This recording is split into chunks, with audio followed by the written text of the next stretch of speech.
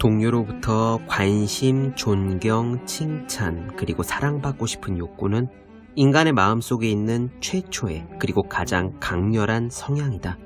미국 대통령 존 아담스의 말입니다.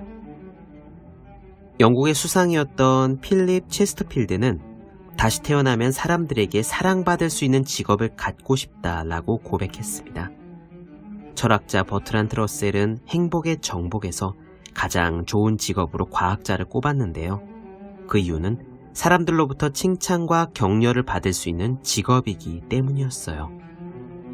권력의 정점을 지낸 수상과 최고의 석학으로 인정받는 철학자가 다른 사람의 사랑을 직업 선택의 기준으로 생각한 셈입니다. 우리가 공부를 하는 이유는 무엇입니까? 쓸모 있는 사람이 되고 싶기 때문이죠. 쓸모가 있다는 건 무언가를 준다는 말입니다. 즉 우리는 남에게 주기 위해서 배우는 거예요. 그렇다면 여러분은 여러분의 공부로 세상에 무엇을 줄 수 있을까요? 더 많이 아는 사람은 더 많이 줄 수 있고 더 많이 주는 사람은 더 많이 사랑받습니다. 그러니 사랑받고자 한다면, 그래서 행복하고 싶다면 그저 공부를 먼저 해야 합니다. 책상에 올려두기만 해도 공부하고 싶어지는 365 홍콩 캘린더, 사랑받고 싶다면 공부하라 의한 대목으로 시작합니다.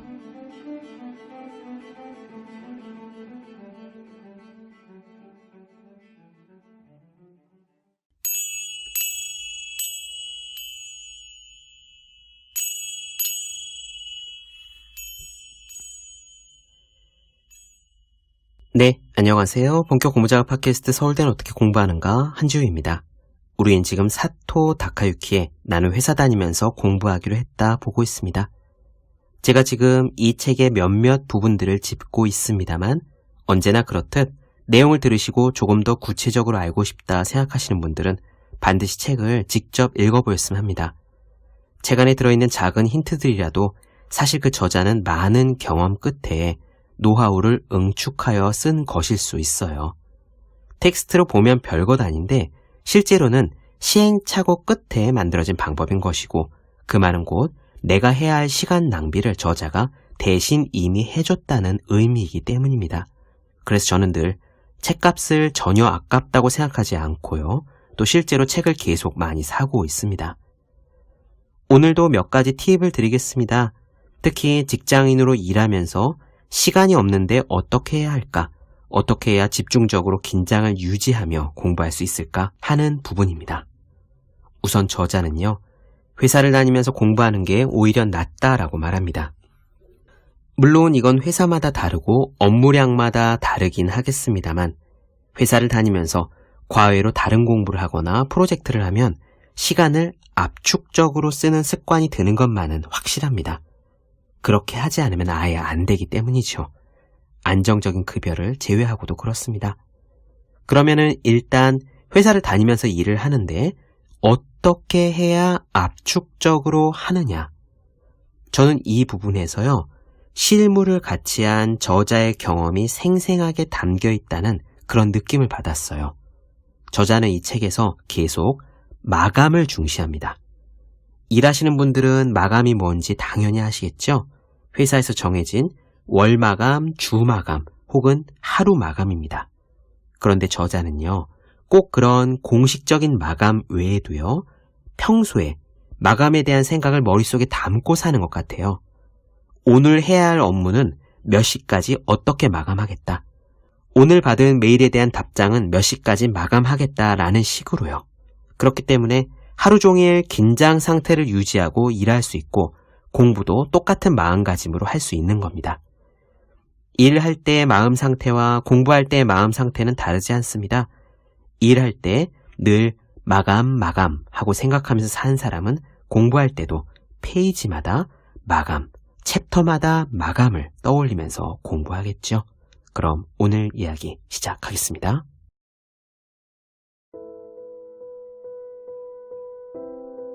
자격증 중에서 난관으로 불리는 국가 자격증은 합격까지 여러 해가 걸리는 사람이 많지만 나를 포함해 일을 하면서도 단기간에 합격하는 사람도 있다. 평소 알고 지내는 동업자, 지인, 친구 중에 일을 하면서 단기간에 합격한 사람에게 물어보니까 다음과 같은 공통적인 경향을 발견할 수 있었다. 첫째, 항상 위기감과 불안감을 안고 있다. 그냥 자격증을 따고 싶다. 자격증이 있으면 월급이 오르지 않을까 하는 뜨뜻미지근한 동기로는 합격할 수 없다. 내가 미국 공인회계사 자격증 취득을 생각한 것도 경제에 거품이 빠지면서 어느 날 해고 대상자가 되지 않을까 하는 위기감에서였다. 주변 상황을 보면서 이대로는 안 된다라는 불안감과 위기감을 느껴야 어떻게 해서든 합격하고 싶은 강한 동기가 생긴다. 둘째, 목표는 가능한 한 구체적으로.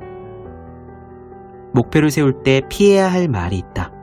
언제 한다. 뭐뭐 정도 한다.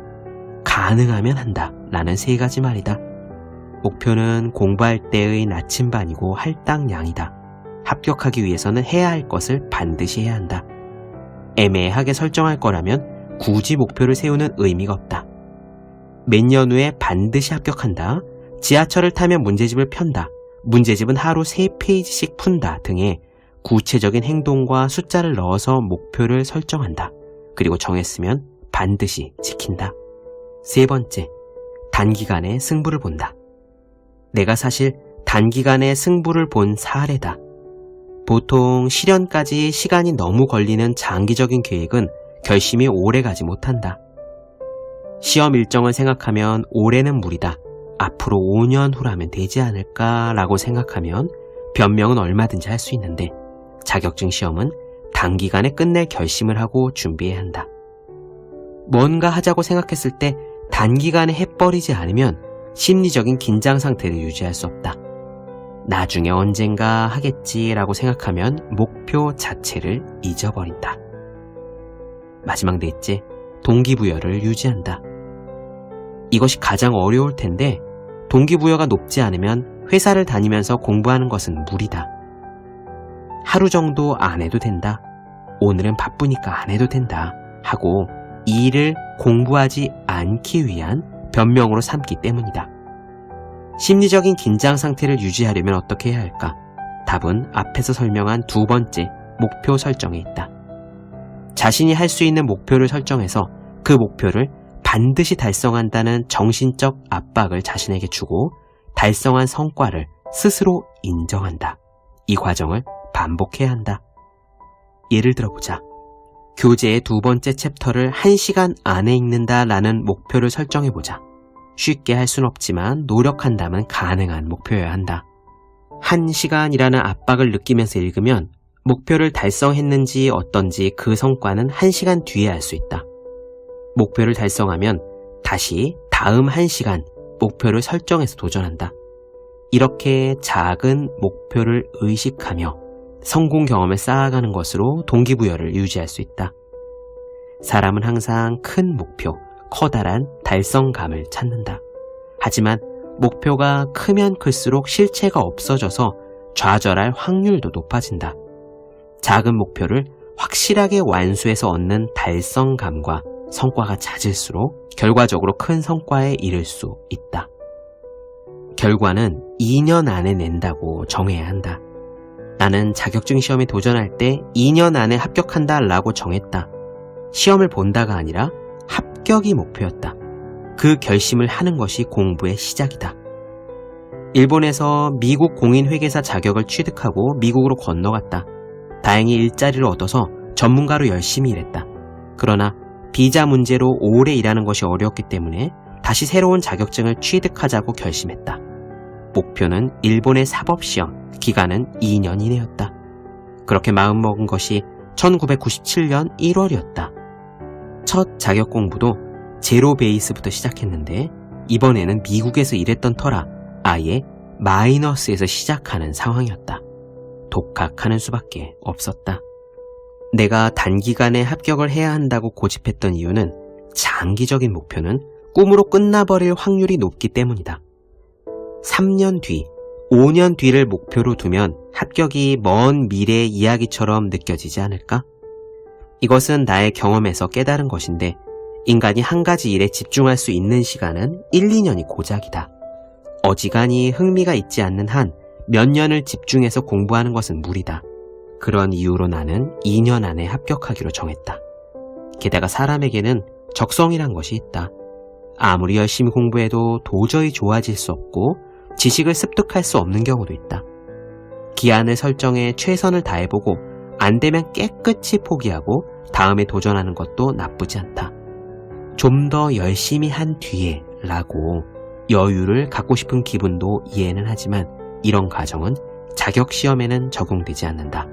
집중해서 공부하는데도 가망이 없다고 판단하는데도 2년이라는 시간은 적당한 기간이다. 시간을 압축적으로 쓰려면 이 시간을 구분해야 한다. 아침에 허둥지둥 출근해서 그대로 회의에 참석하고 이어서 상사와 미팅을 한다. 오후까지 제출해야 될 서류를 작성하다가 잠깐 메일을 확인할 생각이었는데 답장을 쓰다 보니까 의외로 시간이 걸려서 점심은 김밥 한 줄로 때운다. 당신도 이런 식으로 하루를 보낸다면 공부 시간을 확보하기는 어려울 것이다. 억지로 공부 시간을 내려고 하면 이번에는 일이 걱정돼서 집중할 수가 없다. 일과 시간에 쫓기기 때문이다. 시간을 효율적으로 사용하려면 시간을 구분한다는 생각을 가져야 한다. 질질 시간을 끌며 같은 일을 계속하는 것이 아니라 시간을 구분하고 시간 안에 반드시 끝낸다 라고 정하는 거다. 구분하고 마감을 의식하는 것만으로도 시간 감각을 키울 수 있다. 우선 자신이 오늘 무엇을 해야 할지, 언제까지 끝내야 할지를 명확히 한다. 중요한 안건이 4가지 있으면 오전 중에 2개, 오후에 2개 하자. 첫 번째 기획서는 10시 반까지, 두 번째 견적서는 12시까지, 오후에는 거래처의 안건을 4시까지 끝내자라고 업무 내용을 시간으로 구분한다. 이때 작업 시간을 예측해서 시간을 나누고 시간 내에 반드시 끝내자고 결심한다. 끝나는 시간이 명확하다면 어떻게든 끝낸다는 심리가 작용해서 보다 집중할 수 있기 때문에 시간 낭비할 일 없이 일에 몰두할 수 있다. 메일 확인도 마찬가지다. 몇 시까지 하겠다, 메일 한 통당 3분 내에 확인하고 답을 보낸다 라는 것처럼 목표 시간을 설정해서 그 시간이 넘으면 중단하고 본래 일로 돌아간다. 늘 하는 일과도 이렇게 시간을 구분해서 속도를 내면 빨리 진행할 수 있기 때문에 자유롭게 쓸 수 있는 시간이 늘어난다.